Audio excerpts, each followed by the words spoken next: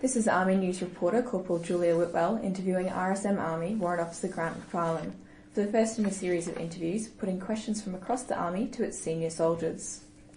Warrant Officer McFarlane joined the Army in 1980 as an infantryman, spending much of his regimental time in the 3rd Battalion, where he served in one of his regimental sergeant major appointments. He also served as RSM of the 10th 27th Battalion Royal South Australian Regiment, 3rd Brigade, 2nd Division and Career Management Army.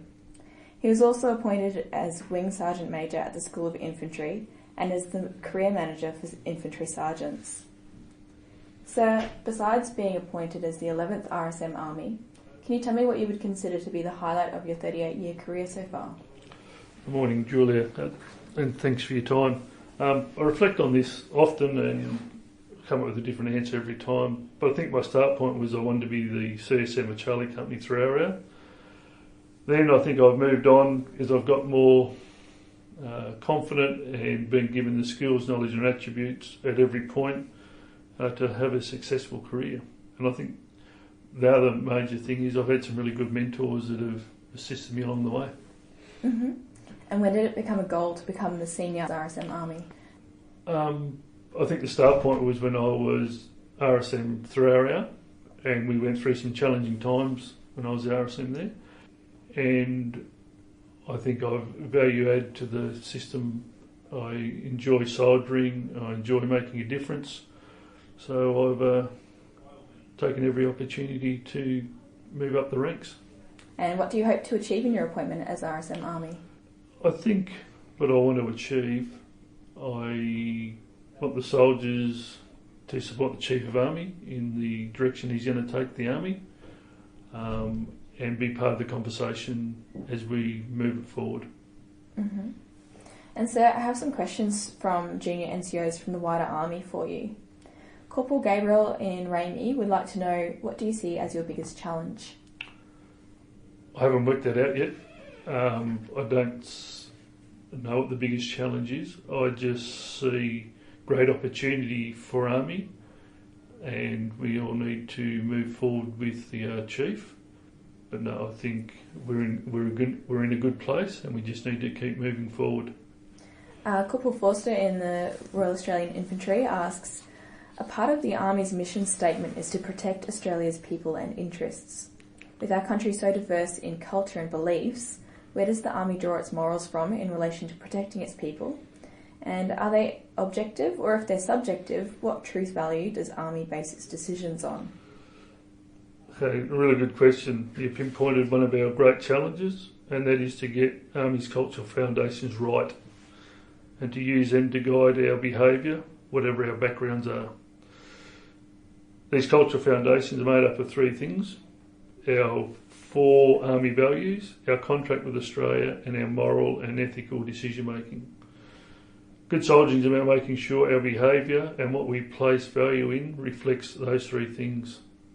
We certainly need diversity of perspective, experience and skills, and we need to attract talent across the Australian population. But all of Army need to understand and share common values, commit to our contract with Australia and be capable of making difficult and moral ethical decisions. Cultural foundations are objective, I would suggest, and the application of these are subjective as the situation arises and changes. Mm-hmm.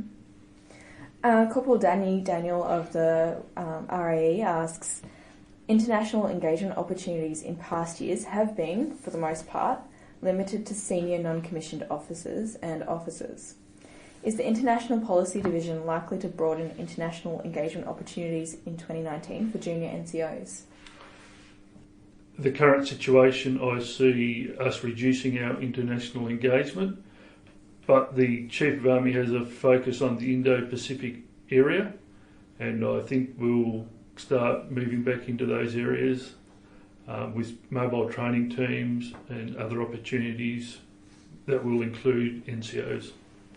Mm-hmm. So from the RAA, Bombardier Dowsing would like to ask, in regards to the issue of soldier combat ensemble, is there any scope in, once a soldier is issued it, they will get to keep their own personal armour?